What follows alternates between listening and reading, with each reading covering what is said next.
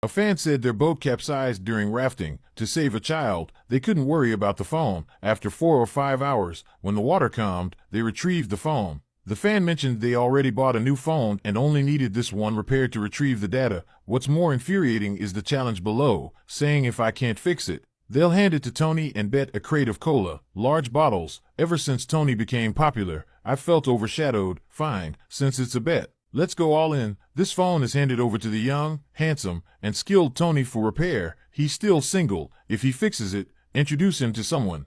We disassembled the phone and found the battery had already been removed. This isn't good. We continued by removing the motherboard. Some people quietly watch videos but still like, comment, share, and follow. Such lovely people removed the shield clips on the motherboard to inspect under a microscope. Though the motherboard hadn't been repaired before, it showed severe corrosion throughout, making repair extremely difficult. We placed the corroded motherboard in an ultrasonic cleaner for deep cleaning. Soldered a wire to the positive terminal of the motherboard for a power meter test. The motherboard showed a short circuit under a thermal imaging device. Heat was detected under a shielded area of the motherboard. We used a heat gun to remove the shield and rechecked with thermal imaging. The heat source was the display IC, which was severely burned and had peeling insulation. We removed the display IC, revealing its pins were heavily corroded. After cleaning the motherboard thoroughly, we retested with the power meter and thermal imaging. The board still showed heating and short-circuiting. The culprit was a charging IC hidden in a crevice,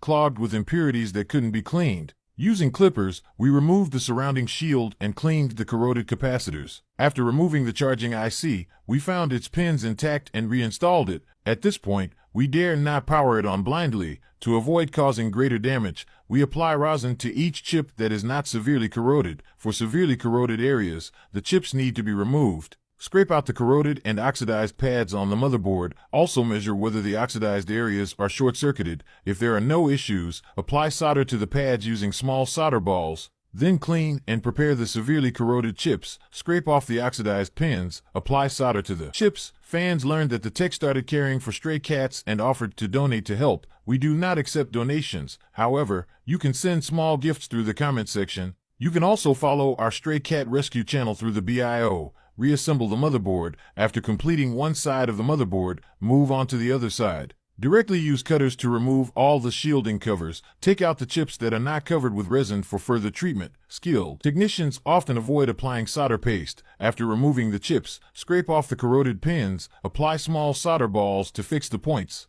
The same method is applied to the chips. This avoids the need to apply solder paste. Directly reinstall the chips. For severely corroded chips that are more prone to failure, replace them with new ones. Finally, replace the display IC that was removed earlier with a new one. After handling more than 20 chips in succession, we tested the motherboard again with a power supply. The motherboard still had a leakage current. This was disheartening. If not for his girlfriend, Tony might have given up. There was only one shielding cover left on the motherboard. We removed it to check. Sure enough, there was corrosion near the chip. After cleaning it thoroughly, solder the chip again. Reassemble the motherboard into the case. Test it again with the power supply. Finally, there was no leakage current. Press the power button. The startup current was normal. The logo appeared. Despite severe water damage, the screen surprisingly wasn't broken. This phone requires the battery to be connected to boot into the system. We activated the battery, then connected the charger and waited for the phone to power on. At this point, another issue arose. When the charger was plugged in, the indicator light on the charging current meter turned off. This indicated a short circuit in the charging system on the motherboard. We disassembled the motherboard again.